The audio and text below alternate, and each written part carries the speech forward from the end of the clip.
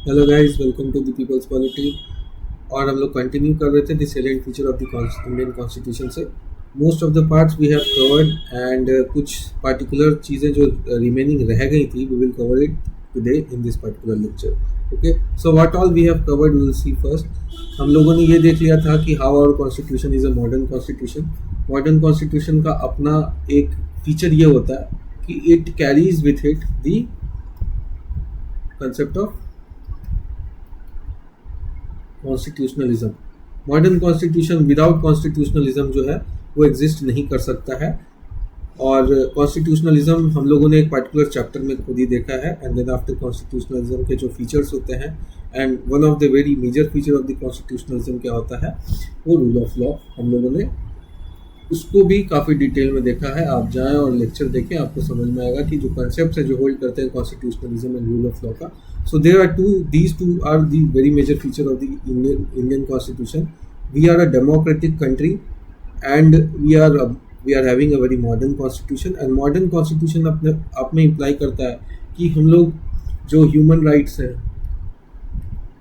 जिसको कि हम लोगों ने अपने कॉन्स्टिट्यूशन में एज अ फंडामेंटल राइट्स डाला है, एंड उसके बाद जो रूल ऑफ लॉ है, जिसमें कि हम लोग बोलते हैं कि कॉन्स्टिट्यूशन जो लॉ क्रिएट करता है वो supreme law of the land होता है।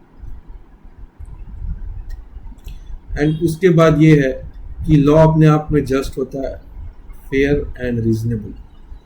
ठीक है, सो लॉ जो होता है, जो कि as a tool we use to provide justice. So justice अपने आप में एक गोल है for which we are creating this society, we are creating our constitution. And पूरा का पूरा जो कॉन्स्टिट्यूशन का अपना एंड गोल वो होता है एक ऐसा प्लेटफॉर्म प्रोवाइड कराना पीपल को, जो मेंबर्स ऑफ द पॉलिटी हैं, उनको एक ऐसा प्लेटफॉर्म प्रोवाइड कराना कि वो अपने मैक्सिमम लिमिट तक अपने ह्यूमन पोटेंशियल को लेके जाएं और जो गोल है उसको अचीव करें। एंड गोल क्या है, वो एक ह्यूमन लाइफ को जो मैक्सिमम लेवल तक थ्राइव करवाया जा सकता है वहाँ तक वो जो पॉलिटी है वो सपोर्ट सिस्टम बना है उसके लिए। Then after justice and injustice, अगर ऑब्वियस बात है जहाँ पे जो सोसाइटी रहती है उसमें इनजस्टिस होने का काफ़ी ज़्यादा चांसेस रहता है, on the part of the people also and on the part of the state also. So constitution जो है, जो राइट्स जो कैरी करता है, वो मोस्टली कॉन्स्टिट्यूशन स्टेट जो है, बिकॉज की state is utterly very powerful when it comes into formation, तो उसके अगेंस्ट में हम लोग को प्रोटेक्शन दिलवाता है। And for that we are having this all the mechanism through which we can protect ourselves from the authoritarian tendencies of the state. Okay, so उसके लिए हम लोगों को एक टूल प्रोवाइड कराया गया and that tool we call it as a law. Constitution law को establish करता है और लॉ अपने आप में the ultimate supreme law of the land जो है वो कॉन्स्टिट्यूशन में हम लोगों ने रखा। And through that law we govern ourselves. So constitution के थ्रू जो लॉ एस्टैब्लिश किया जाता है वो लॉ अपने आप में रूल ऑफ लॉ को फॉलो करने वाला होता है। So all of this concept हम लोगों ने कॉन्स्टिट्यूशनलिज्म में भी देखा था, हम लोगों ने रूल ऑफ लॉ में भी देखा था। ये दोनों मैंने सेपरेट चैप्टर्स में कवर किए हैं, बिकॉज की these two becomes forms a very fundamental part of the philosophy of the constitution. Okay, then after उसके आगे हम लोगों ने देखा why constitution is not just a carbon copy, because की कॉन्स्टिट्यूशन के डिफरेंट प्रोविजंस को हम लोगों ने डिफरेंट कंट्री के पॉलिटी से लिया। एंड उसके बाद जो एडप्टेशन हुआ है वो इस तरीके से हुआ है कि बिकॉज कि इंडिया जो स्टेट है वो काफ़ी यूनिक स्टेट है। यहाँ पे डायनामिज्म बहुत ज़्यादा है, यहाँ पे डाइवर्सिफिकेशन बहुत ज़्यादा है, यहाँ पे different culture, different religion, different communities के पीपल जो हैं वो एक साथ रह रहे हैं। और इतना वास्ट डाइवर्सिटी का स्टेट का नॉर्मली इंडिया के अलावा कोई है नहीं पूरे के पूरे।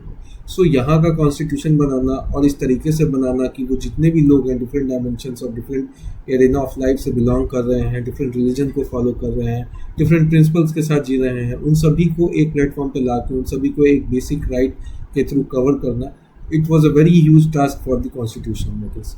सो उसके लिए जो जितने भी through revolutions in the history of the humanity, जैसे कि अमेरिकन एंड फ्रेंच रिवॉल्यूशंस हम लोगों ने देखा था कि अमेरिकन रिवॉल्यूशंस के थ्रू जो बिल ऑफ राइट्स आता है एंड उसके बाद जो सबसे पहले फंडामेंटल राइट्स को इंश्राइन किया जाता है एक डॉक्यूमेंटेड कॉन्स्टिट्यूशन में, तो अमेरिकन कॉन्स्टिट्यूशन से हम लोगों ने वो लिया। फ्रेंच रिवॉल्यूशन हुआ, फ्रेंच रिवॉल्यूशन के बाद इक्वालिटी, फ्रेटर्निटी, का जो कंसेप्ट आता है वहाँ से हम लोगों ने ये अपने कॉन्स्टिट्यूशन में उठाया.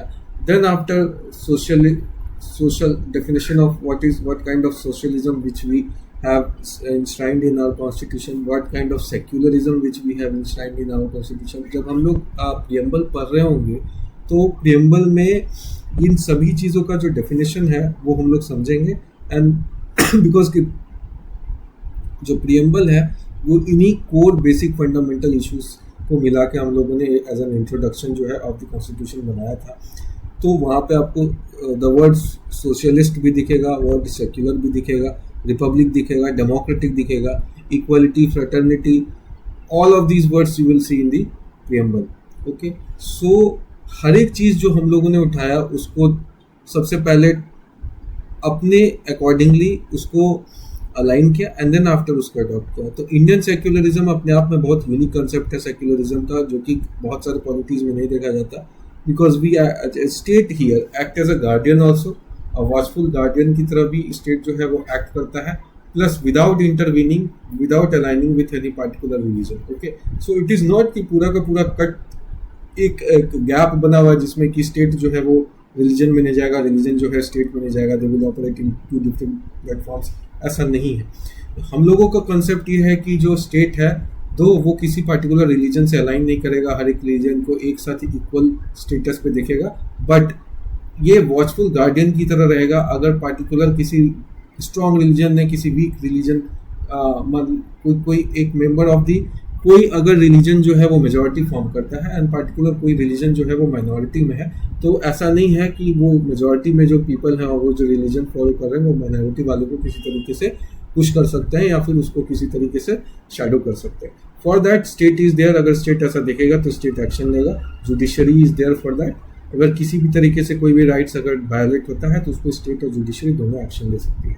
ओके, सो स्टेट का रिलेशन क्या है इसके साथ एंड फर्दर जुडिशरी कैसे थर्ड विंग बनाती है, वो सब जो है वो हम लोग जब definition of secularism and socialism देखेंगे उसमें देखेंगे. बट यहाँ पे क्या है कि हर एक कॉन्सेप्ट जो आप लोगों ने उठाया, whether it be the concept of federation, जो फेडरल पॉलिटी का कॉन्सेप्ट है कि whether our institution is federal or unitary. So आप देखेंगे कि हर एक कॉन्सेप्ट जो है, जो the definition of federal polity which we are having, how it is a unique concept, कब हम लोग फेडरल एक्ट करते हैं, कब हम लोग यूनिटरी एक्ट करते हैं, कब हम लोग सोशलिस्ट हैं, and how we are secular, how we are democratic, what kind of republic we are having, what is the nature of head of state that is there in India. So it is एक बहुत बड़ा critic था ये कि जो Indian constitution है वो different other constitutions का कार्बन कॉपी है. तो हम लोग देखते हैं कि ये क्रिटिक अपने आप में 100% ट्रू नहीं है, दो कि यहाँ पे हम लोगों के कॉन्स्टिट्यूशनल फादर्स जैसे बी आर अम्बेडकर बोले थे कि why is there a need to make things which are already there in the existence. किसी का कोई कॉपीराइट तो है नहीं on the concept of democracy, on the concept of federalism, on the concept of what kind of social and secularism, equality and fraternity. ठीक है, so किसी का कोई ऐसा कॉपीराइट तो है नहीं किसी कंट्री का. अगर वो है वहाँ पे तो उस चीज़ को हम लोग अडॉप्ट कर सकते हैं. अब ये बात है कि आप अडॉप्ट कर रहे हैं तो वेदर आप अपने पॉलिटी के नेचर के अकॉर्डिंगली अडॉप्ट कर रहे हैं कि नहीं, ये दिखाता है कि आपका कॉन्स्टिट्यूशन कितना स्ट्रांग बनेगा और कितना लंबा सर्वाइव करेगा. So there were also the critic जिसमें बोला था कि जिस तरीके से इसमें लॉयर्स का जो मेजॉरिटी है, जिस तरीके से कार्बन कॉपी किया गया कॉन्स्टिट्यूशन को, it will not survive for a very long time. बहुत सारे ऐसे क्रिटिक थे, but here we are after 65-70 years of the polity, we are standing as tall as we were, okay, and rising. And so ये concept हम लोगों ने देखा था. उसके बाद हम लोगों ने देखा कि what is written and unwritten constitution differences. देखा था कि कैसे इंडिया जो है वो written constitution है. इसका अगर पैरिटी लिया जाए तो अमेरिका जो है वो भी रिटन कॉन्स्टिट्यूशन है. और what is the features of the written constitution कैसे ऑपरेट करता है. अब हम अनरिटन कॉन्स्टिट्यूशन बोलते हैं तो हम लोगों ने देखा ब्रिटेन का कॉन्स्टिट्यूशन कैसे वो अनरिटन कॉन्स्टिट्यूशन है. अनरिटन कॉन्स्टिट्यूशन बोलने का मतलब ये नहीं होता है कि you are not having the constitution. It means that you are not having a very solid document in your hand and you say that this is a constitution. US का scheme ये है कि जितने भी लॉज हैं वो common law के अंदर आते हैं. It all keep on becoming the part of the common law, और वो कॉमन लॉ अपने आप में एक गवर्नमेंट रन करने का जो है वो टूल बन जाते हैं, जिसको कि आप अमेरिकन कॉन्स्टिट्यूशन के फॉर्म में बोल सकते हैं। काफ़ी ज़्यादा चीज़ कन्वेंशंस के रूप में रहते हैं, because they are not written, conventions के थ्रू ऑपरेट करते हैं। बहुत सारे कन्वेंशंस को हम लोगों ने ब्रिटिश पार्लियामेंट से जो पॉलिटी से उठा के अपने पॉलिटी में उसको as a part of the constitution बना लिया है, उसको एक सर्टेनिटी देने के लिए, एक सॉलिड रूप देने के लिए, ऑर्गेनाइज करने के लिए। That is all. So we have seen the difference between the written and unwritten constitution as well, and what kind of countries which जो ब्रिटेन का एग्जाम्पल एंड अमेरिका का एग्जाम्पल देखा था। सो देन उसके बाद हम लोगों ने देखा कि what is the meaning when we say that we are having a rigid kind of constitution। तो यहाँ पे आता है rigid and flexible। So rigid कैसे है कॉन्स्टिट्यूशन, फ्लेक्सिबल कैसे है कॉन्स्टिट्यूशन, हम लोगों ने देखा था। It depends on provision to provision. Constitution का कुछ पार्ट जिसको हम लोग अमेंड कर सकते हैं, कुछ पार्ट जिसको हम लोग अमेंड नहीं कर सकते हैं। सो ये डिफाइन करता है कि कब वो रिजिड होगा, कब वो फ्लेक्सिबल होगा। So not every time the constitution is rigid and neither every time the constitution is flexible. It depends on provision to provision whether it will act as a rigid constitution or whether it will act as a flexible constitution। इसके लिए हम लोगों के पास amendment है। Amendment of the constitution जब हम लोग देखेंगे, उसमें हम लोग 3 तरीके का अमेंडमेंट देखेंगे, कैसे कॉन्स्टिट्यूशन को 3 तरीके के अमेंडमेंट से 3 डिफरेंट काइंड ऑफ मेजॉरिटीज जो होता है, simple majority, special majority, 2/3 majority जिसको बोलते हैं, and 2/3 majority plus the ratification of states होता है, जो कि federal schemes of the constitution को अगर किसी तरीके का अमेंडमेंट हो रहा है उसको चेंज करने के लिए यूज़ किया जाता है। So here we have seen the difference between the rigid and flexible nature of the constitution. Rigid nature पे हम लोग का क्या आ जाता है, जो basic fundamental features of the constitution होता है, basic features of the constitution. Okay, what is the basic features of the constitution. हम लोग इसको एक डिफरेंट लेक्चर में भी देखेंगे कि what is the basic feature of the constitution, how it has come into existence and all the related cases which are there, which has led to the establishment of the basic feature of the constitution. So वो एक rigid हो जाता है जिसमें क्या बोलते हैं कि कॉन्स्टिट्यूशन के किसी प्रोविजंस को आप चेंज कर ही नहीं सकते। अब ये तो हो गया कि as an strong iron wall हो गया जिसको क्या ब्रीच कर ही नहीं सकते। रिजिडिटी कहाँ पे आता है, जहाँ पे कि करना भी है तो आपको 2/3 मेजॉरिटी चाहिए होता है प्रेजेंट एंड वोटिंग का। वो हम लोग मेजॉरिटी जब अमेंडमेंट पढ़ेंगे उसमें देखेंगे कैसे कैसे होता है। सो ये डिफाइन करता है कि कोई फ्लेक्सिबल होता है जिसको सिंपल मेजॉरिटी से ही चेंज कर सकते हैं। किसी चीज़ को आप मेजॉरिटी तो चाहिए होता है 2/3, उसके बाद स्टेट का राइटिफिकेशन भी चाहिए होता है। जैसे हम लोगों ने देखा कि फेडरल नेचर ऑफ पॉलिटी को चेंज करना है तो उसके लिए आप लोग को वहाँ पे थोड़ा कॉन्स्टिट्यूशन जो है वो रिजिड हो जाता है, उतना फ्लेक्सिबल नहीं रहता है, बिकॉज कि वो डायरेक्ट हिट करता है जो scheme of central state relationships को अफेक्ट करता है। सो उसके लिए देन हम लोगों ने देखा कि limited constitution. Now it is a part of basic feature of the constitutionalism. Constitutionalism का 3 बेसिक फीचर हम लोगों ने देखा था कि रूल ऑफ लॉ होता है, लिमिटेड गवर्नमेंट का फॉर्मेशन होता है, एंड फंडामेंटल राइट्स का जो कंसिडरेशन होता है। ये 3 very basic feature of the constitutionalism होता है। इसके बाद और भी चीज़ें हैं जो कि कॉन्स्टिट्यूशनलिज्म बनाती हैं, जिसमें कि डेमोक्रेटिक फॉर्म ऑफ गवर्नमेंट भी आप बोल सकते हैं, जिसमें कि जो पावर है वो पीपल के हाथ में होता है। There is no certain kind of authoritarian things that is existing. So limited constitution क्या होता है कि कॉन्स्टिट्यूशन एक लिमिटेड बाउंड्री ऑफ वॉल के बीच में ही वर्क करता है। अगर उसके अंदर आपको अमेंडमेंट चाहिए तो अभी हम लोगों ने जस्ट इसके पहले देखा कि किस तरीके से अमेंडमेंट जो है different flexibility and rigidity of the constitution को कंट्रोल करता है। बट लिमिटेड कॉन्स्टिट्यूशन का मतलब होता है लिमिटेड फॉर्म ऑफ गवर्नमेंट को ऑपरेट करने वाला कॉन्स्टिट्यूशन। अब लिमिटेड फॉर्म ऑफ गवर्नमेंट का मतलब ये होता है कि government is limited by the law which is being established by the constitution. ठीक है, तो कॉन्स्टिट्यूशन किसी लॉ को एस्टैब्लिश कर रहा है और वो लॉ जो है उसके थ्रू गवर्नमेंट ऑपरेट कर रही है, तो गवर्नमेंट जो है वो बोलेंगे कि लिमिटेड गवर्नमेंट का फॉर्मेशन कर रही है। ठीक है, अनलिमिटेड गवर्नमेंट कब बोलेंगे, जब गवर्नमेंट के ऊपर कोई भी होराइजन नहीं रहेगा जहाँ पे कि उसका कोई लिमिट रहेगा। ठीक है, वो एक तरीके से authoritarian and despotic form of government के रूप के रास्ते चलने लगेंगी, क्योंकि वहाँ पे क्या होता है कि लॉ कोई लिमिट नहीं होता है, और लॉ अपने आप में जब लिमिटलेस हो जाता है तो लॉ काफ़ी हद तक कॉम्प्रोमाइज हो जाएगा और वो रूल ऑफ लॉ के थ्रू रूल होने वाला गवर्नमेंट जो है वो नहीं रह जाएगा। सो जो to prevent arbitrary and authoritarian exercise of the authority and ensure protection of the citizens right, इसके लिए limited constitution, limited form of government का फॉर्मेशन होता है. So it is one of the very major feature of the constitution itself. Now federal constitution हम लोगों ने देखा. अब इसमें क्या देखा, balance between the federal type and unitary type. अब बात है कि कहाँ पे फेडरल है और कहाँ पे यूनिटरी है. सो हम तो बोलते हैं कि India is a union of state, article 1 जो है वो इसको स्टैब्लिश करता है. तो आप वर्ड तो कॉन्स्टिट्यूशन में यूनियन बोल रहे हैं, बट आप देखिए ओवरऑल कॉन्स्टिट्यूशन को तो आप फेडरल टाइप ऑफ गवर्नमेंट का फॉर्मेशन करते हैं. ये क्यों होता है? बिकॉज कि हम लोगों ने देखा कि सेंटर पे एक गवर्नमेंट का फॉर्मेशन होता है, पैरेलली स्टेट में सेम टाइप ऑफ गवर्नमेंट का फॉर्मेशन होता है. बिकॉज सेंटर में भी आपके पास लोकसभा एंड राज्यसभा है, पार्लियामेंट और स्टेट लेवल पे भी आप देखते हैं कि एंड प्रेसिडेंट है जो कि पार्लियामेंट्री फॉर्म, जो कि एग्जीक्यूटिव का फॉर्मेशन करती है. अब यहाँ पे भी लेजिस्लेटिव असेंबली है एंड काउंसिल भी होता है, किसी किसी स्टेट में, किसी किसी में नहीं होता. बट उसके साथ साथ गवर्नर है जो कि अपने आप में एग्जीक्यूटिव का फॉर्मेशन कर रहे होते हैं. सो एक पैरेलल फॉर्म ऑफ गवर्नमेंट है जो कि सेंटर एंड स्टेट दोनों में ऑपरेट करता है. और उसके बीच में एक रिलेशन होता है, दोनों का वर्क जो है, दोनों का एरिया जो है डिवाइडेड होता है. पावर्स जो है डिवाइडेड है. स्टेट लिस्ट बना हुआ है जिसपे कि स्टेट जो है अपना लॉज बना सकती है. उनके पास भी लेजिस्लेटिव पावर है जो कि कॉन्स्टिट्यूशन के थ्रू आता है. पार्लियामेंट के पास भी लेजिस्लेटिव पावर है जो कॉन्स्टिट्यूशन के थ्रू आता है. They can make their own laws, but वहाँ पे कॉन्करेंट लिस्ट है जहाँ पे दोनों भी पावर बना सकते हैं. लेकिन बोला अब कहने को है बिकॉज कि यहाँ ये तो है कि आपके पास पॉलिटिकल सोवरेनिटी जो है वो गवर्नमेंट के पास होता है.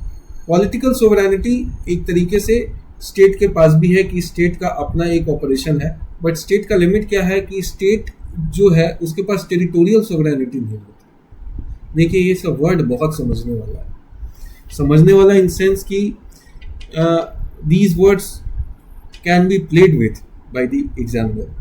आपसे पूछ देगा कि whether states are having the territorial sovereignty और whether the states are having the political sovereignty, where is the ultimate sovereignty. So sovereignty का डेफिनेशन हम लोगों ने एक लेक्चर में देखा है. और सोवरेनिटी इस चीज़ को दिखाता है कि सोवरेनिटी डिफरेंट नेचर ऑफ सोवरेनिटीज जिसको मीन करता है, द अल्टीमेट सोवरेनिटी जिसको बोलते हैं. तो अल्टीमेट सोवरेनिटी कहाँ लाई करता है? तो ultimate sovereignty that is the sovereignty which lies with the people. But whether अब पॉलिटिकल सोवरेनिटी का बात हो गया तो इसका मतलब होता है कि government of India is sovereign. अब government of India is sovereign का मतलब ये होता है कि आउटसाइड गवर्नमेंट जो है उस पर इंटरफेयर नहीं कर सकती. उस केस में गवर्नमेंट ऑफ इंडिया जो है वो सोवरेन है. तो पॉलिटिकल सोवरेनिटी इंडियन पार्लियामेंट में जो गवर्नमेंट ऑपरेट करती है एग्जीक्यूटिव उसके पास होता है. ओके, नाउ ये सोवरेनिटी स्टेट के पास भी होता है बिकॉज कि स्टेट में भी गवर्नमेंट का फॉर्मेशन होता है और गवर्नमेंट जो है स्टेट में भी ऑपरेट करती है. बट उस लेवल पे नहीं होता जिस लेवल पे कि पॉलिटिकल सोवरेनिटी पार्लियामेंट के पास होता है. बिकॉज जब आप इमरजेंसी प्रोविजन पढ़ेंगे तो आप देखेंगे कैसे इमरजेंसी के टाइम में डाइल्यूट हो जाता है ये प्रोविजंस. सो यहाँ पे कॉम्प्रोमाइज हो जाता है वो चीज़. टेरिटोरियल सोवरेनिटी पे आते हैं तो इंडिया में कॉन्स्टिट्यूशन के आर्टिकल 2, 3, 4 तक आप 5 तक देखेंगे, उसमें आपको पता चलेगा कि स्टेट के टेरिटरीज को बढ़ाया भी जा सकता है, घटाया भी जा सकता है. स्टेट के जो टेरिटोरियल डेफिनेशन है उसको, दो स्टेट को मर्ज भी किया जा सकता है, एक स्टेट को तोड़ के दो स्टेट भी बनाया जा सकता है, उनके बाउंड्रीज को भी अफेक्ट किया जा सकता है. All this power lies with the parliament. So territorial sovereignty parliament के पास है, स्टेट गवर्नमेंट के पास नहीं है. बट सेंट्रल स्टेट रिलेशन जब आप पढ़ते हैं उसमें देखते हैं कि काफ़ी अच्छे से डिवाइड किया गया कि कैसे लॉ जो है वो पार्लियामेंट बनाती है अपने सब्जेक्ट्स पे, स्टेट बनाती है अपने सब्जेक्ट पे. स्टेट के सब्जेक्ट्स पे पार्लियामेंट इंटरवीन नहीं कर सकती है अनलेस एंड अनटिल कि वहाँ पे किसी तरीके का कॉन्करेंट लिस्ट में जो सब्जेक्ट आ जाता है, या फिर प्रोविजंस हैं किसी तरीके से इमरजेंसी प्रोविजंस में कैसे वो डील होता है, और वो भी रिटन है कॉन्स्टिट्यूशन में. सो सेंट्रल स्टेट रिलेशनशिप जो है वो federal nature of the constitution को दिखाता है. बिकॉज कि जो फेडरेशन का जो पॉलिटी का नेचर होता है वो इसी तरीके का होता है. अब बात है कि overall we are union because कि जब बात इस पे आती है कि वेदर सिसीड कर सकती है कि नहीं, स्टेट जो मेन सेंटर है उसे स्टेट सिसीड करके अपना एक आइडेंटिटी फॉर्म कर सकती है कि नहीं, सोवरेन आइडेंटिटी वो नहीं कर सकती है. स्टेट के पास ये अथॉरिटी नहीं होता, ये पावर नहीं होता है कि वो पूरे यूनियन जो यूनियन ऑफ इंडिया से सिसीड करके अलग हो जाए, जो कि यूनाइटेड स्टेट्स के स्टेट के पास है. बिकॉज कि वहाँ का जो फॉर्मेशन हुआ है वो हम लोगों ने देखा था कि कैसे डिफरेंट है. इंडियन इंडियन यूनियन के फॉर्मेशन से। ओके, सो ये यहाँ तक हम लोगों ने देखा था। फिर हम लोगों ने देखा कि what is the single citizenship, और सिंगल सिटीजनशिप में दिखता है ये कि ये one of the unitary nature of the government को दिखाता है कि पूरे के पूरे दो की जो एक पैरेलल सिस्टम ऑफ गवर्नेंस है, जिसमें कि स्टेट का अपना एक आइडेंटिटी है और पार्लियामेंट का अपना एक आइडेंटिटी है, सेंटर का अपना एक आइडेंटिटी है, बट सिटीजनशिप सिंगल है। ये दिखाता है कि इंडिया इज अ यूनियन, ठीक है, और इंडिया का एक ही आइडेंटिटी है। स्टेट में जाने के बाद अपना एक डिफरेंट सिटीजनशिप नहीं आपको प्रोवाइड कराया जाता है। इसके पीछे इंडियन हिस्ट्री भी काफ़ी ज़्यादा वो है, बिकॉज कि आप यूएस में जाइएगा तो यूएस में डिफरेंट स्टेट्स के क्योंकि हर एक स्टेट अपना एक सोवरेनिटी कैरी करते हैं, उसके लिए हर एक स्टेट का एक सिटीजनशिप स्टेट भी देती है और सेंटर का अपना एक अलग सिटीजनशिप होता है, जिसको कि यूनाइटेड स्टेट्स का भी जो अमेरिका का फॉर्मेशन हुआ है उसमें भी उनको सिटीजनशिप दिया जाता है। सो इसके पीछे था कि डिस्क्रिमिनेशन ना हो अपने सिटीजन्स के फेवर में, right to hold public office, because की एम्प्लॉयमेंट का जो इशू था, फंडामेंटल राइट जो हम लोगों ने प्रोवाइड किया, उसमें डिस्क्रिमिनेशन आ सकता था अगर हम लोग डुअल सिटीजनशिप वाला पॉलिटी को पकड़ते थे। The concept of one citizenship in India seeks to avoid some of these difficulties. By and large, India enjoys practically the same political and civil rights of citizens throughout the country. So then उसके बाद आता है responsible government. अब responsible government defines the very major basic feature of the parliamentary form of government. ये responsible government जो है वो American system of government में आप नहीं बोल सकते, जहाँ की प्रेसिडेंशियल फॉर्म ऑफ गवर्नमेंट होता है। वहाँ पे executive and legislative totally divided होता है। एक लेक्चर हम लोग देख लेंगे जिसमें कि हम लोग बोल striking difference between the executive the system of the presidential form of government which is in operation in America and the parliamentary form of government which we have adopted from the British Parliament. उसमें difference क्या होता है? Sorry,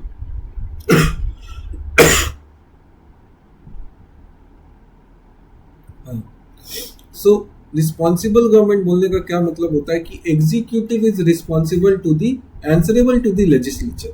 now ये ऐसा क्यों है? जब हम लोग स्टार्ट करेंगे पार्लियामेंट से, जो कि थर्ड पार्ट कंप्लीट होने के बाद है, काफ़ी ज़्यादा लेक्चर्स है अभी बीच में, but just for the sake of introduction, executive form कहाँ से होता है? एग्जीक्यूटिव का काम क्या होता है? लॉ एग्जीक्यूट करना। लेजिस्लेचर का काम क्या होता है? लॉ फॉर्म करना, ठीक है। तो जो लेजिस्लेचर होता है ये राज्यसभा एंड लोकसभा बना के होता है, ठीक है। अब इसमें जो गवर्नमेंट चुन के आती हैं वो इसी में से आती है, ठीक है। ये जितने भी मेंबर्स हैं उसी में से कुछ एक पार्ट ऑफ मेंबर जो है वो गवर्नमेंट बनाएंगे अपना, जो भी मेजॉरिटी क्लेम करेंगी। तो एग्जीक्यूटिव का फॉर्मेशन जो होता है वो इसी के एक पार्ट से होता है। So executive is coming out of the legislature itself, okay. Now executive को अपने हर एक काम जो कि कर रहा है उसके लिए लेजिस्लेचर को आंसरेबल होता है, बिकॉज की जो कॉन्फिडेंस उसको प्रोवाइड होता है वो लेजिस्लेचर से होता है। अब लेजिस्लेचर का ही कॉन्फिडेंस कैरी कर रहा है जिसकी वजह से कि वो सरकार बना पा रहा है। अगर वो लेजिस्लेचर का कॉन्फिडेंस खो देता है, ठीक है, तो उसका सरकार गिर जाएगा, the government will fall, okay. So that is how this parliamentary system of government works. So that is why, इस रीजन से कि आप जो अपना कॉन्फिडेंस है, आप जो अपना एग्जिस्टेंस एज अ गवर्नमेंट है, जो कि आप confidence of the people through the legislature जो एक्ट करता है, वो आप लेजिस्लेचर से डिराइव कर रहे हैं, जिसकी वजह से कि आप अपना गवर्नमेंट फॉर्म कर पा रहे हैं। इसीलिए you have to be answerable to the legislature because you are coming out of it and you are sustaining on the confidence you are having in the legislature. Majority जब तक आपको है legislature में तब तक आप यहाँ पे काम कर पाते हैं। That is why you are answerable to them also. Responsible government in India embodies a system where the executive is politically and constitutionally answerable to the legislature, preserving democratic legitimacy and accountability of the foundational constitutional values. The collect of collective responsibility is enshrined in Article 75(3), जो कि हम लोग आगे पढ़ेंगे। The executive derives its legitimacy from the legislature। यही हम लोग देख रहे थे, जो कॉन्फिडेंस है वो लेजिस्लेचर से आ रहा है, तो आप अपना लेजिटिमेसी ही लेजिस्लेचर से लेके आ रहे हैं। And the other minister must come from the member of the parliament or become member within the 6 months after getting elected. Continuance in office depends on legislative confidence. That is what we were talking about. Loss of majority leads to resignation of the government, and this is the very major reason कि executive is answerable to the legislature. Ministerial accountability, ministers must be answerable to the parliament. जब parliament start करेंगे executive and legislature जो है, तब हम लोग ये सब चीज़ों को देखेंगे. नाउ यूनिवर्सल अडल्ट सफराज आता है, जो बोला जाता है कि अबव 18 कोई भी है, सबको राइट टू वोट जो है वो दिया जाएगा. अब इसी को हम लोग डेमोक्रेटिक फीचर बोलते हैं. By the people, for the people end of the people. अब क्या है कि हर एक व्यक्ति जो मेंबरशिप कैरी करता है स्टेट का, वो 18 प्लस हो जाता है, उसके पास राइट टू वोट हो जाता है. वो गवर्नमेंट के फॉर्मेशन में अपना वोट दे सकता है वेदर मेल और फीमेल. ये अपने आप में वेरी रिवॉल्यूशनरी स्टेप था जो कि कॉन्स्टिट्यूशनल फादर्स के द्वारा लिया गया था. रीज़न बीइंग कि 1950 में जब हम लोगों ने अपने कॉन्स्टिट्यूशन को लाया एग्जिस्टेंस में, तो जो educated class of the people who are living in India वो बहुत कम थी. ठीक है, most of the Indians were uneducated. They were not having this concept of what is the democracy is, how the constitution is being assembled, what kind of rights and freedoms are there in the, what is the systematic features of the constitution. इतना ज़्यादा उन लोगों को information नहीं थी. Because कि आप देखिएगा, that is why जितने भी लोग कॉन्स्टिट्यूएंट असेंबली में थे जो कि कॉन्स्टिट्यूशन को ड्राफ्ट कर रहे थे, all of them were highly educated and were belonging from the upper class. Upper class in sense कि they were having the best education and they were having the intelligence, and that is why एक striking difference था. अब इस case में universal adult suffrage दे देना, जिसमें कि आप हर एक बंदे को राइट दे रहे हैं वोट का ताकि वो सरकार बना सके, ये अपने आप में डेमोक्रेटिक प्रोसेस पे बहुत बड़ा ट्रस्ट दिखाना था. बिकॉज कि देयर वर मेरी मॉडर्न कंट्रीज जिसमें कि वुमेन्स को राइट नहीं था, वुमेन को राइट नहीं था वोट देने का. बहुत रिसेंट समय तक आके आप देखेंगे फ्रांस का, आप जाके हिस्ट्री पढ़िए, आपको पता चलेगा कि कितने दिनों बाद राइट्स मिलता है उन लोगों को. So it was indeed a very bold step on the part of constitutional makers to adopt universal adult suffrage in the country of teeming millions of illiterate people, but they do so to make democracy broad-based and to base the system of government on the ultimate sanction of the people. अब देखिए कितना, because कि आप देखिए constituent assembly कैसे बना, जब थोड़ा इन डेप्थ जाइएगा इसमें तो आप देखिएगा कि कॉन्स्टिट्यूएंट असेंबली बना कैसे था. और कॉन्स्टिट्यूएंट असेंबली में जो लोग आए थे वो भी काफ़ी सेलेक्टेड ग्रुप ऑफ पीपल थे जो आए. And then after suddenly universal adult suffrage कर देना, बिकॉज कि उसके पहले नहीं था यूनिवर्सल एडल्ट सफराज. जब कॉन्स्टिट्यूएंट असेंबली बना था उस समय नहीं था universal adult suffrage. So they were very मतलब एक तरीके से हर लोगों के पास वोटिंग राइट नहीं थी. कुछ लोगों के पास था जिन्होंने सेलेक्ट करके इन लोगों को भेजा था ताकि ये लोग हमारा कॉन्स्टिट्यूएंट असेंबली का फॉर्मेशन कर सके और फाइनली जो हम लोग कॉन्स्टिट्यूशन ड्राफ्ट कर सकते थे वो हो पाए. तो कॉन्स्टिट्यूएंट असेंबली का फॉर्मेशन इस तरीके से होता है. Now suddenly to give everybody in the country the right to vote, ये अपने आप में एक बहुत बड़ा रिवॉल्यूशनरी प्रोसेस था. और इसका इम्पैक्ट गुड रहा कि बैड रहा, it is till date debated. But क्योंकि डेमोक्रेटिक प्रिंसिपल्स को इनग्रेन करने के लिए सोसाइटी में we have adopted this feature. To introduce any property और educational qualification for exercising the franchise would have amounted to negation of democratic principles such as qualification would have disenfranchised a large number of depressed and poor people, and majority of them were that at that time were not that educated. आप reservation policy को ही देख लीजिए, 50% अभी भी reservation जाता है. इसका मतलब आप इस 50% रिजर्वेशन जो जाता है वो इसी बेसिस पे जाता है कि educationally and economically backward class है, socially and educationally backward classes of people उनको रिजर्वेशन रहता है.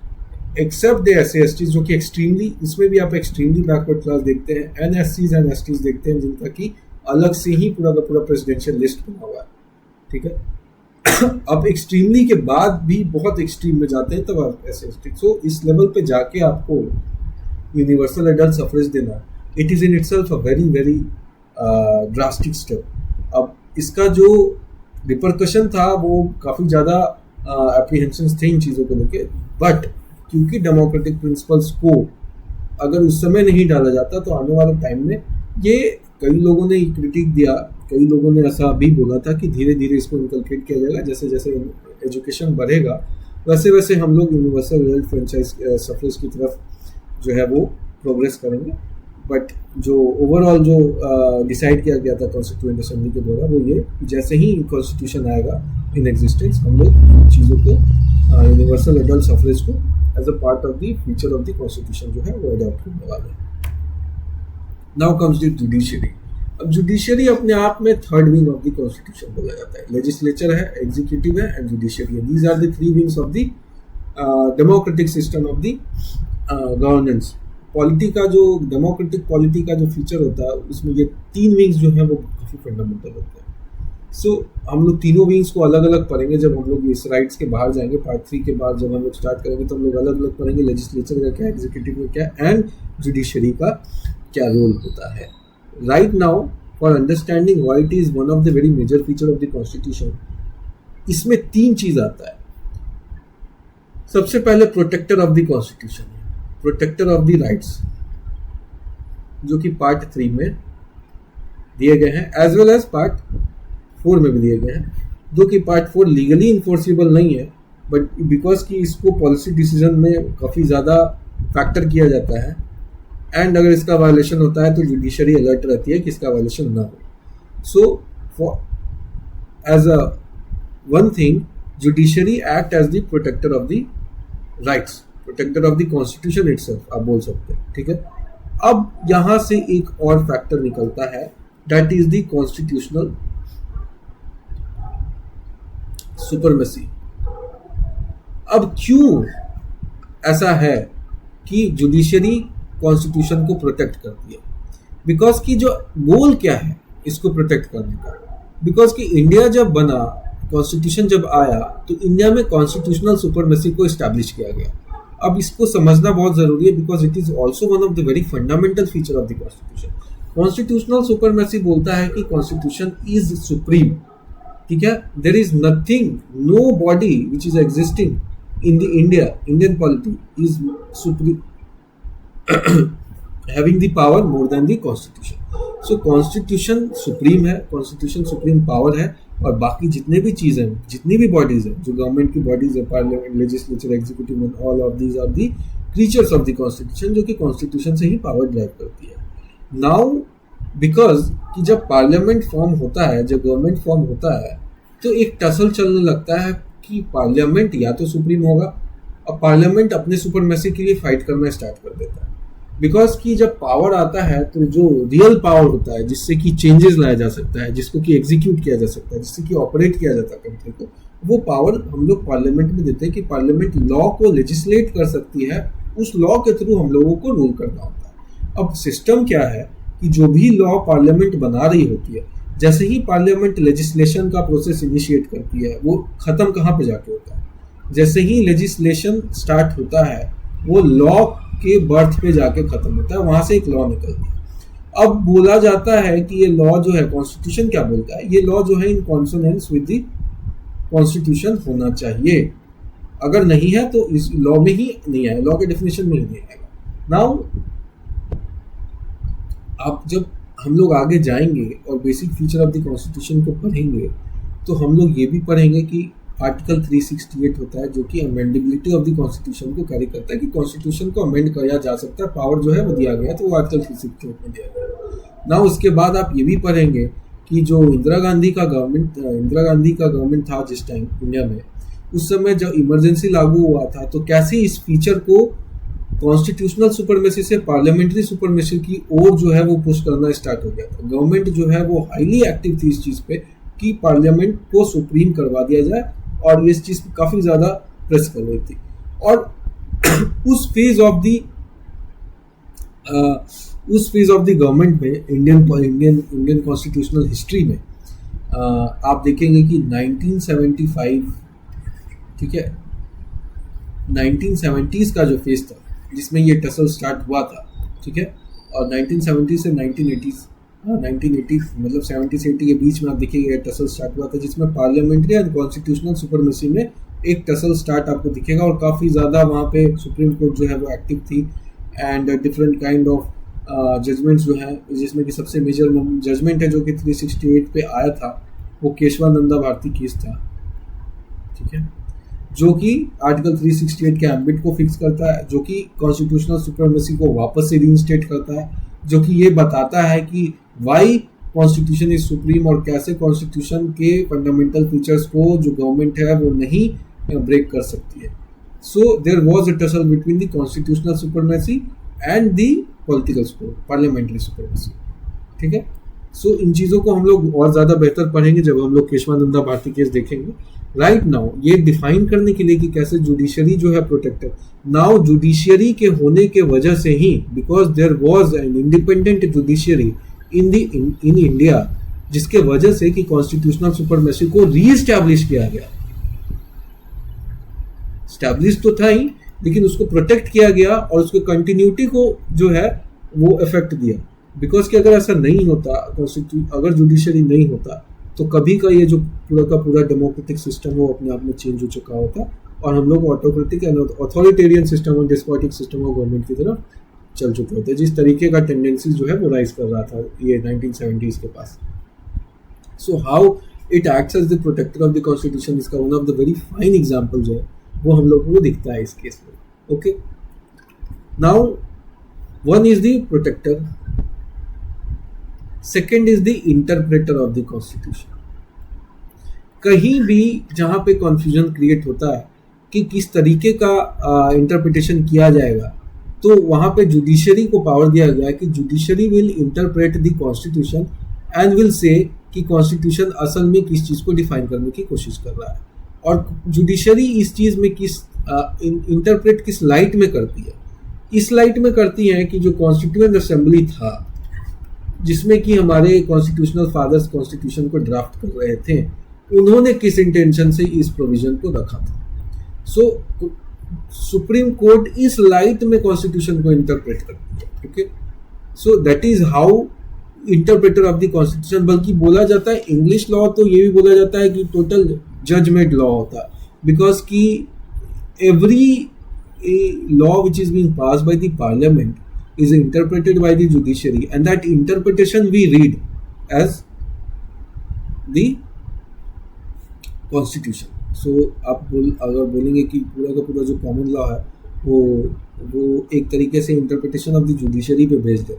अब हम लोग अपने पॉलिटी में क्या करते हैं, हम लोग अपने पॉलिटी में यही कर रहे हैं कि जुडिशरी जहाँ पे भी किसी तरीके का एम्बिग्विटी आता है, वहाँ पे जुडिशरी इंटरप्रेट करती है कॉन्स्टिट्यूशन को और बताती है कि in the light of the forefathers जो कि हमारे कॉन्स्टिट्यूशन ड्राफ्ट कर रहे थे, किस तरीके का इंटरप्रिटेशन लिया जा सकता है. ओके, सो फाइनल इंटरप्रिटेशन जो होता है, फाइनल से जो होता है वो जुडिशरी के पास होता है, पार्लियामेंट के पास नहीं होता है, और यही जुडिशरी को काफ़ी ज़्यादा स्ट्रांग बनाता है इंडिया में. ओके, जिसके लिए कि आपको आर्टिकल 13 दिया गया है, जो बोलता है कि कोई भी law not in consonance with the constitution जो होगा वो नल एंड वॉइड हो जाएगा. ओके, उसके बाद आर्टिकल 368 को भी इंटरप्रेट किया जाता है जुडिशरी के ही द्वारा केशवानंदा भारती केस में.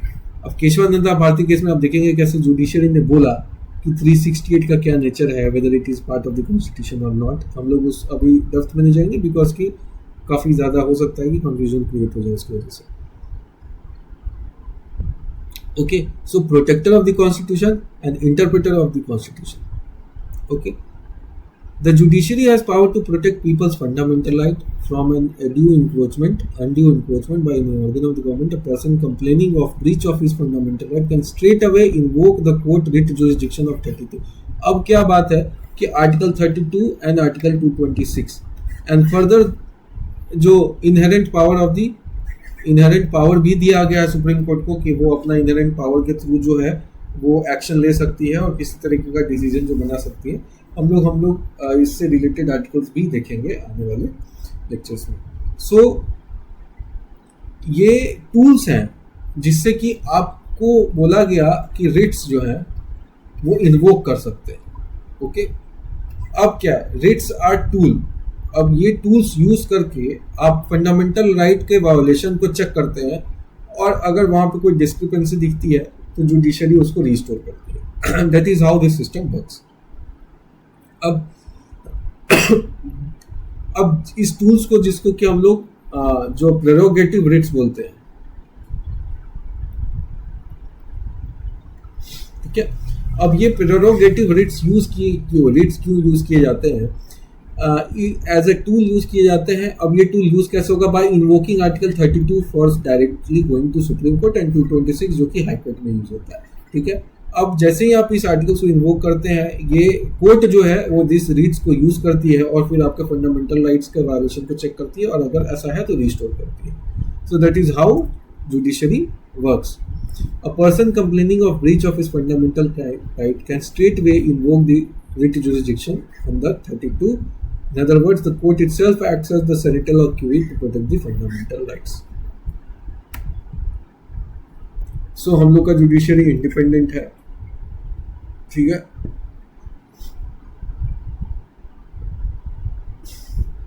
इंडिपेंडेंस ऑफ जुडिशरी को कैसे मेंटेन किया गया है, हम लोग जुडिशरी पढ़ेंगे, उसमें ज़्यादा इलेबोरेट तरीके से देखेंगे। बट यहाँ पे देख लेते हैं कि जुडिशरी में जो जजेस का जो टेन्योर है, उनका जो सिक्योरिटी ऑफ टेन्योर होता है, रिस्ट्रिक्शंस होता है, डिस्कशन ऑफ जजेस कंडक्ट होता है in parliament, appointment procedures and constitutional safeguards और फिक्स्ड सर्विस कंडीशन जो है, ये इंश्योर करता है कि कैसे impartial adjudication free from political pressure किया जा सकता है। अब यहाँ से एक और आता है डिबेट ऑफ कॉलेजियम सिस्टम, जहाँ से कि supreme court and high court के जजेस का सिलेक्शन क्राइटेरिया का जो बेस है वो बनता है।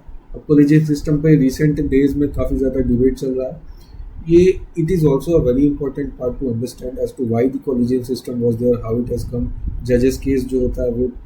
सो एक पर्टिकुलर लेक्चर हम लोग इस पर बनाएंगे और देखेंगे कि कैसे जो कॉलेजियम सिस्टम है फॉर्मेशन में आया थ्रू दी जजेस केस, मल्टीपल जजेस केस जो हुआ उसके through, and how it is whether it is the most accurate thing to for the appointment of the जजेस इन अ पॉलिटी और नॉट, ठीक है। And what is the all the controversy regarding all of this.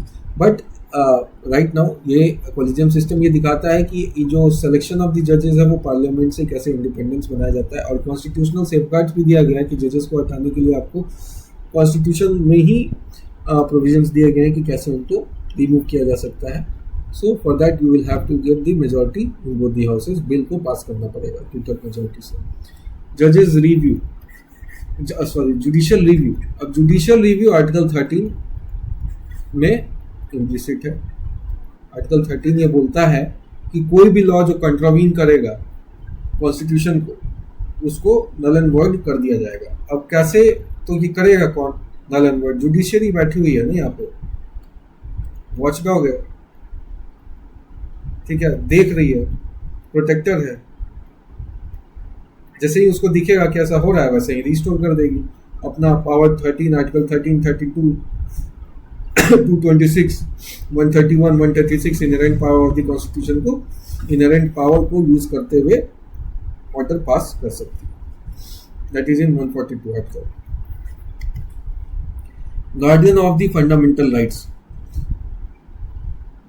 हम लोगों ने देखा कैसे heart and soul of the constitution article 32 जब हम लोग पढ़ेंगे उसमें देखेंगे, बिकॉज कि आर्टिकल 32 ही जो है वो पावर देता है कोर्ट को रिट इशू करने का, ताकि जब किसी भी फंडामेंटल राइट का वायलेशन हो तो उसको प्रोटेक्ट किया जा सके। Okay, that is why doctor Ambedkar ने कहा था कि article 32 is the heart and soul of the constitution.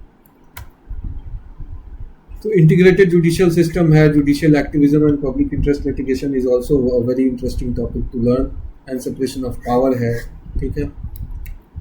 फिर फंडामेंटल राइट्स आते हैं, ये तो अपने आप में पूरा विंग है जो हम लोग स्टार्ट करने वाले हैं, but how it becomes a very basic feature of the constitution, because की it are also one of the very core of the constitutionalism again, ठीक है। कॉन्स्टिट्यूशनलिज्म का one of the very feature है ये। Fundamental rights दिखाता है कि आप मॉडर्न कॉन्स्टिट्यूशन का पार्ट है और आप बेसिक ह्यूमन राइट्स को आप कॉन्स्टिट्यूशन में सबसे इंपॉर्टेंट जगह दे रहे हैं। It forms the substantive portion of the constitution, the philosophy of the constitution जो है वो फंडामेंटल राइट्स कैरी करता है, ठीक है। अब इसमें फीचर्स क्या जाते हैं जो हम लोग पढ़ेंगे आगे फंडामेंटल राइट्स का। Fundamental rights are not absolute, okay, absolute नहीं होते। अब इसके पीछे काफ़ी सारा जो सीरीज ऑफ द केसेस है जो इस चीज़ को डिलिनिएट करता है कि whether part 3 in itself absolute और नॉट। क्या पार्ट 3 को हटाया ही नहीं जा सकता, अमेंड ही नहीं किया जा सकता है, और किया जा सकता है तो किस हद तक किया जा सकता है। अब इसमें आप शंकरी प्रसाद केस से स्टार्ट होके, शंकरी प्रसाद केस है, सज्जन सिंह केस है, गोलकनाथ केस है, then after we will see Kesavananda Bharati case, जिसमें कि अल्टीमेटली इस पोजीशन पे आ जाते हैं जहां पे हम लोग बोलते हैं कि how any provision of the constitution can be amended but subject to the basic structure doctrine, जिसको कि दिया जाता है। So none of the provisions which are in the constitution are absolute, and that also goes with the fundamental rights which are not absolute except to the exceptions of the basic structure doctrine। जो भी बोला जाता है कि जो basic structure था, basic principle थे जिसके लिए हम लोग एक साथ एकत्रित होकर कॉन्स्टिट्यूशन असेंबली को पावर दिए थे कि कॉन्स्टिट्यूशन बनाया जाए, जो goals and aspiration of people थे कि to what kind of polity we want for ourselves, उसको देखते हुए वो फीचर्स को हम लोग बेसिक बोलेंगे, जैसे democracy, Republic, the rights, the issue of the fundamental rights of the constitution जो है, all of these forms the basic feature of the constitution, जिसको कि आप नहीं अमेंड कर सकते even after the invocation of the Article 368.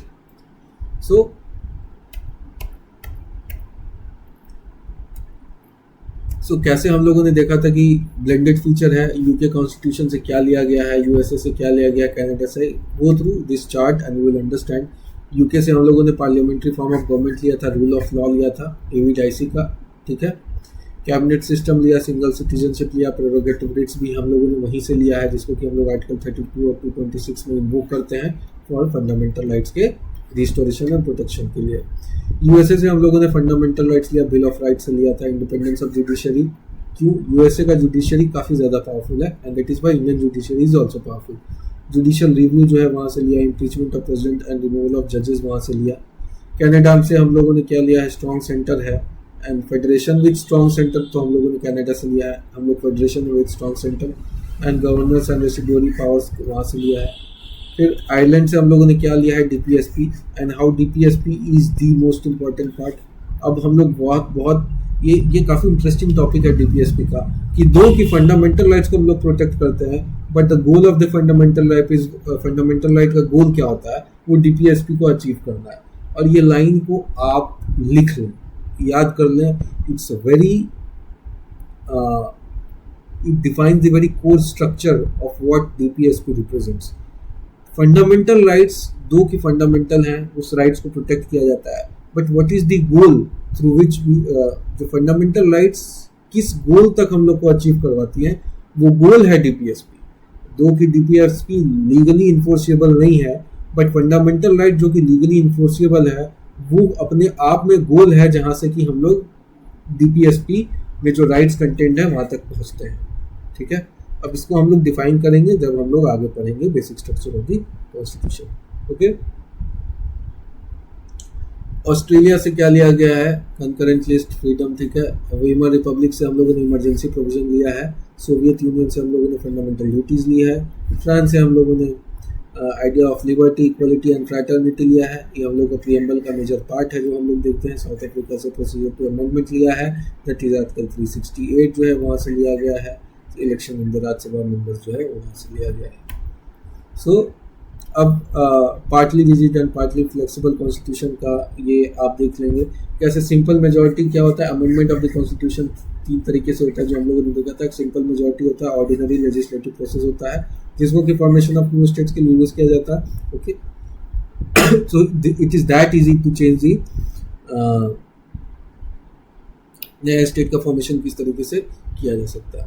Special majority, 2/3 majority, present and voting जो है उसके लिए, plus majority of total membership, ये फंडामेंटल है डीपीएसपी के अमेंडमेंट के लिए लिया जा सकता है। ये क्यों इसीलिए बोल रहे हैं, बिकॉज की एब्सोल्यूट राइट जो है नहीं है, इसको चेंज किया जा सकता है आर्टिकल 368 के तहत, subject to the basic structure doctrine. बार बार इसलिए बोल रहे हैं बिकॉज आपको याद रखना है, these rights are not absolute right, this can be amended but subject to the basic structure doctrine। Basic structure doctrine क्या है, उसमें जो basic feature of the constitution है उसको लिया जाता है। स्टेट्स, ये जो फेडरल टाइप ऑफ सिस्टम के लिए, federal provisions and distribution of powers के लिए 2/3 majority plus more than half और more than half of the states का अप्रूवल लेना होता है। ओके, नाउ इमरजेंसी प्रोविजन जो है, इमरजेंसी प्रोविजन अपने आप में very unique feature of the constitution है. Whether it belongs to the federal democratic constitution और not, it's a very big question. Because कि इमरजेंसी प्रोविजन को डालते हुए बी आर अम्बेडकर ने ये कहा था कि हम लोग इसको रख रहे हैं विद द एप्रीहेंशन कि दो ऐसा यू मतलब कि मे बी ऐसा समय आए, बट आई डोंट थिंक कि this provisions will get used. But जिस तरीके से इसका यूज़ होता है, it is a very questionable thing, और एक बहुत बड़ा दाग है हम लोगों के the operation of the Indian polity पे.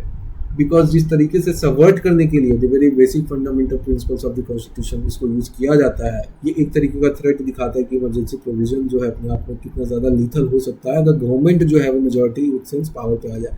But after 1973 Kesavananda Bharati case जो है, उसके बाद से ये चीज़ तो सेटल हो गया है कि आप बेसिक स्ट्रक्चर डॉक्ट्राइन को नहीं बदल सकते हैं. प्लस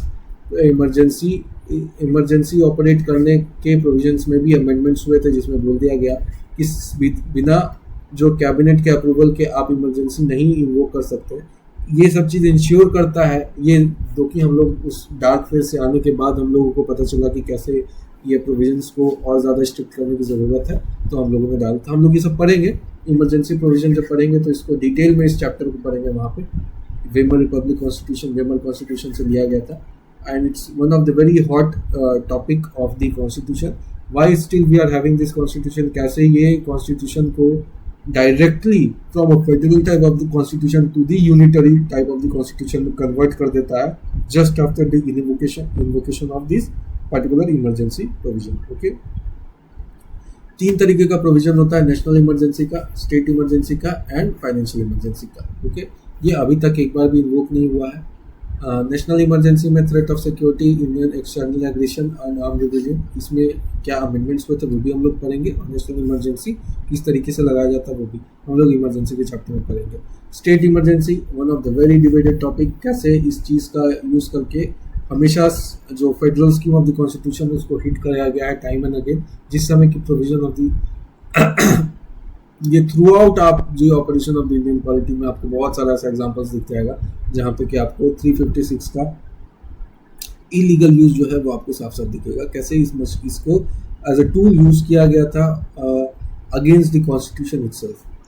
बट इसके बाद एक और क्वेश्चन आता है कि whether there is any place for such kind of provision of emergency.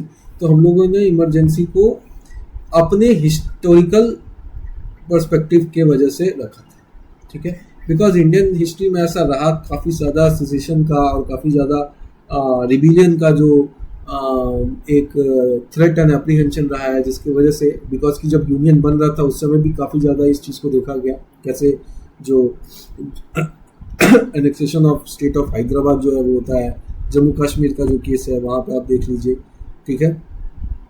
So all of these जो है वो पुलिस फोर्स के बल पे और कहीं आर्मी के बल पे इस चीज़ को, यूनियन को फॉर्म किया गया था. So there is always an apprehension कि उस समय ही जो कॉन्स्टिट्यूशनल मेकर्स के माइंड में एप्रीहेंशन था कि अगर हम लोग नहीं रखते हैं तो हो सकता है कि कोई स्टेट से सीट करने का कोशिश करे, and we are not having any kind of tool कि हम लोग इस तरीके से अपने यूनियन को, फॉर्मेशन को बचा सकें. So that is the perspective through which the emergency provision was kept in our article, but whether it has any place in the democratic constitution or whether it aligns with the principle of constitutionalism or not is a very big question. Okay, so हम लोग पढ़ेंगे इसको काफ़ी detail में. So this is it, हम लोगों का ये चैप्टर इसके साथ साथ क्लियर होता है. हम लोग we will start with the next chapter, that is the preamble of the constitution. Okay, preamble of the constitution start करेंगे. So thank you and have a nice day.